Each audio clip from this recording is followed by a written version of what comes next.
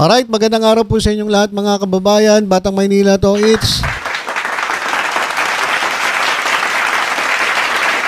ito pong mga DDS, mga kababayan, itong mga taga-suporta ni dating Pangulong Rodrigo Duterte ay nananawagan na po ng impeachment laban po kay Presidente Bongbong Marcos. Ayan po sa ating screen mga kababayan, napansin ko sa kanilang mga Facebook accounts ay meron po silang isinyer na post at halos pare-parehas mga kababayan, halos pare-parehas po yung kanilang isinyer. Ito pong nasa ating screen. Kung ano po yung pinost ni Cathy Binag, yun po yung post ng iba pang mga DDS. Ayan pong yan ang haba oh. Haba po ng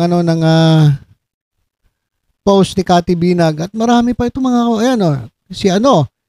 Ito pa meron ding nag-post Cater. Ganun din parehas sa parehas.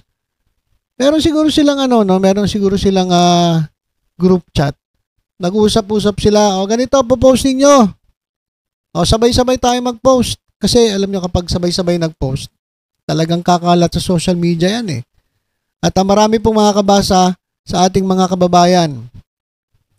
At ito ay nakarating dito sa aking wall mga kababayan na ito nga si Cathy Binag at yung ilang mga DDS, mga Duterte supporters ay nananawagan na i-impeach itong si Pangulong Bongbong Marcos.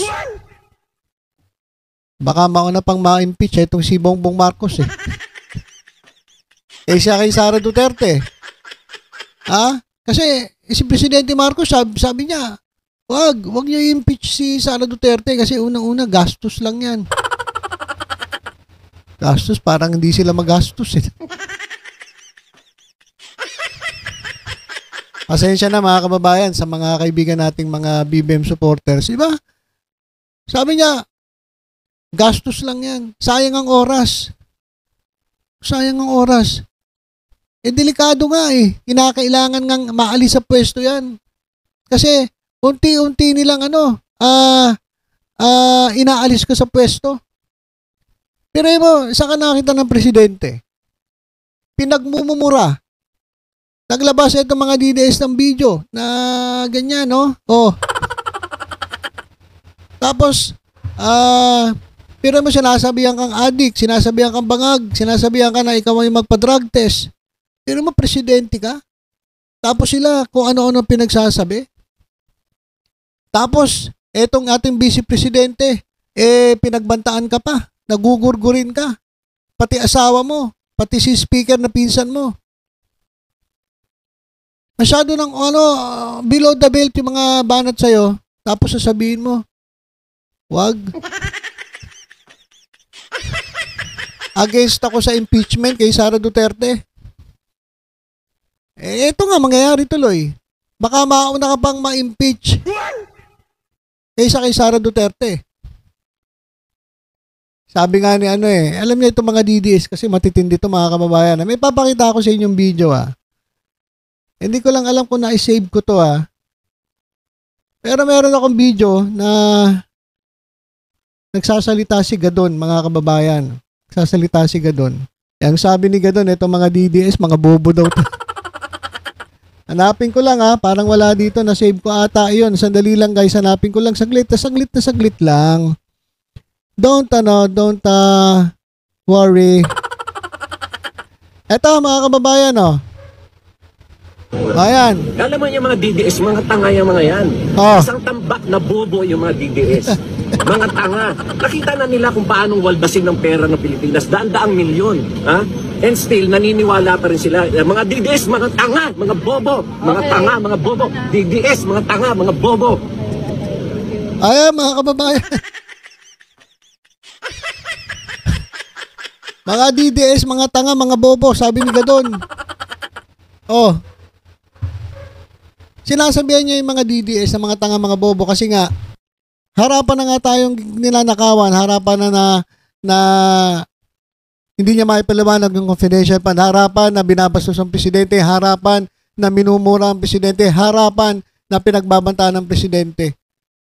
Pero naniniwala pa rin ang mga DDS doon kay Sara Duterte. Kaya sabi ni Gadon, ibang bobo sa mga tanga. Eto mga DDS. Ano masasabi mo ngayon kay Presidente Bongbong Marcos? Alam naman niya ang ginagawa ni Sara Duterte. Tayo po nananawagan ng impeachment. Nagrally pa nga eh. Nagrally pa yung ibang grupo, nakagrupo natin. Nagrally pa para i-impeach si Sara Duterte. Meron na pong 3 impeachment complaint. Meron pa darating na isa pang-4. Pero ano sabi ni Presidente Marcos? Wag.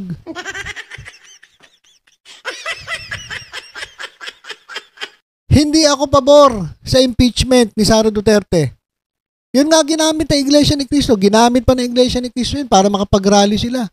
Kunwari, para sila sa kapayapaan. Kunwari, pinaninindigan nila at sumasang-ayon sila sa sinabi ni Pangulong Bongbong Marcos. Pero kung titingnanin mo, anong titingnanin? Kung titingnan mo, yung rally, pro Duterte. Ginamit lang itong statement ni Pangulong Bongbong Marcos. O ngayon, sila na ngayon ang nananawagan ng impeachment. Gusto nilang i-impeach si Presidente Bongbong Marcos. O ano ngayon gagawin ni Presidente, ni Sara Duterte? Sasabihin ba ni Sara Duterte, wag?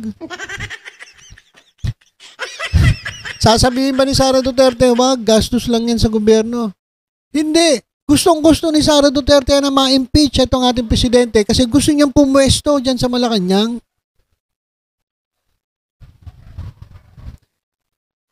Sabi ko nga baka mauna pang ma-impeach itong ating Pangulo eh.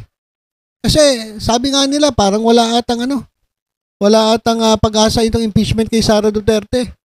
Pero ito ngayon bumaliktad ang mundo mga kababayan. Itong mga DDS ngayon ang nananawagan na i-impeach si Pangulong Bongbong Marcos.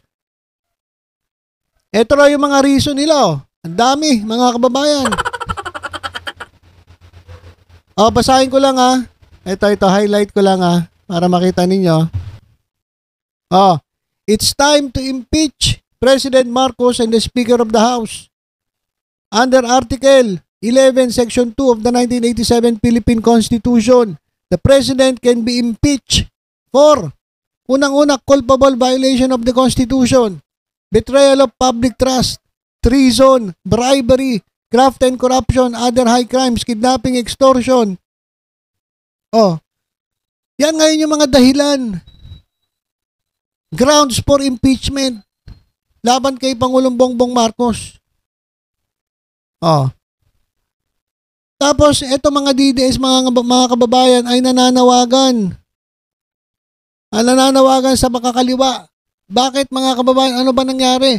Kasi etong sina Franz Castro, ito si Raul Manuel, nagsasalita na rin laban kay Pangulong Bongbong Marcos. Tungkol doon sa bicameral report na yan.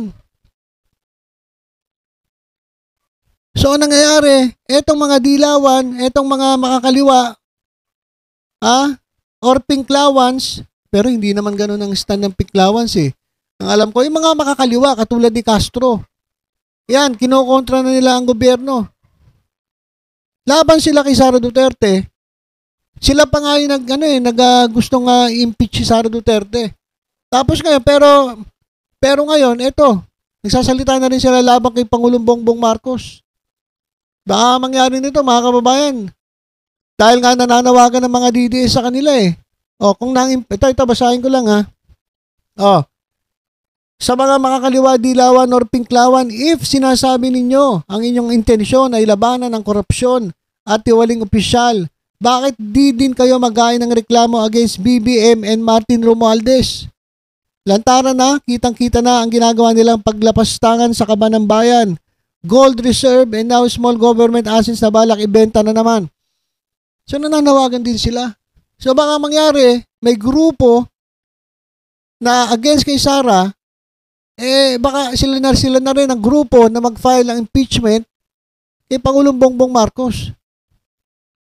Ewan ko lang kung magpa-file ang DDS Baka naman hindi kasi nila kaya mag-file ng impeachment at alam nila mababasura lang kaya sinasabi na kayo na lang, kayo mag-file, mga pinklawans, mga dilawans, mga makakaliwa. Kayo ang mag-file ng impeachment laban kay Marcos.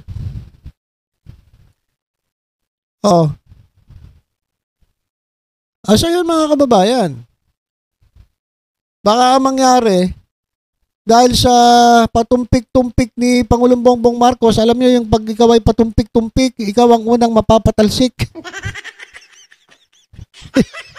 Di ba? Meron ka bang patumpik-tumpik? Meron ka ba sinasabi, wag, gagastos lang tayo dyan? Parang talaga nagtitipid ba Pilipinas?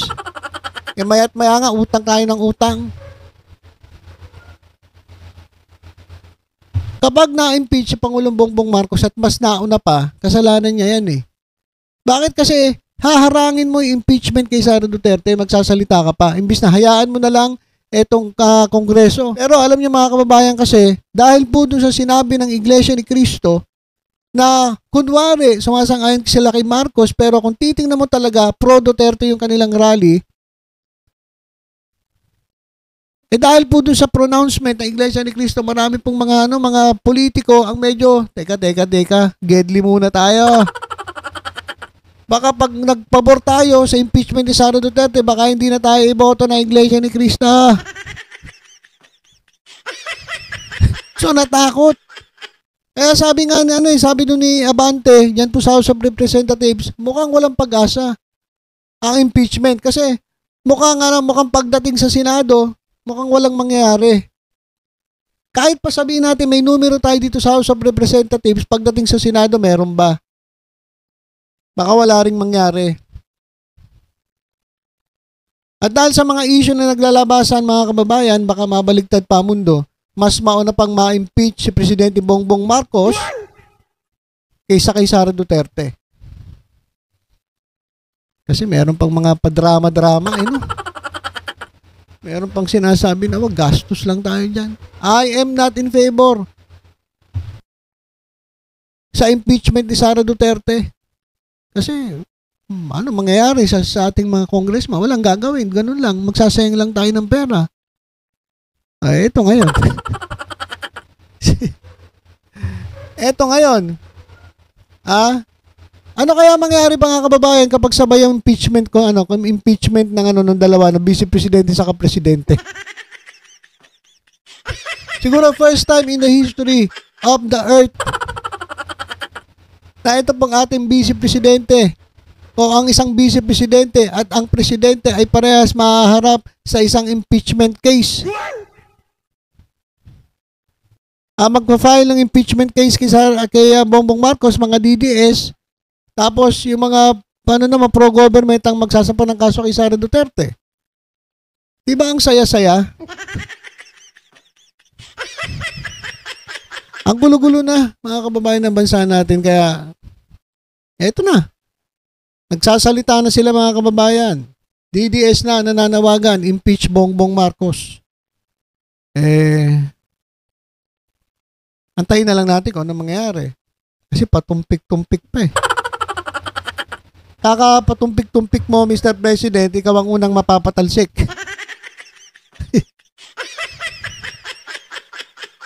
So, mga kababayan, nabangan lang natin kung ano magiging development dito. Talaga naman pong atong Facebook po ay binahana na mga komento, na mga post na nananawagan na i-impeach itong ating presidenteng Bongbong Marcos. Kaya tingnan natin kung ano magiging reaksyon ni Sara. Pahihintuin ba ni Sara?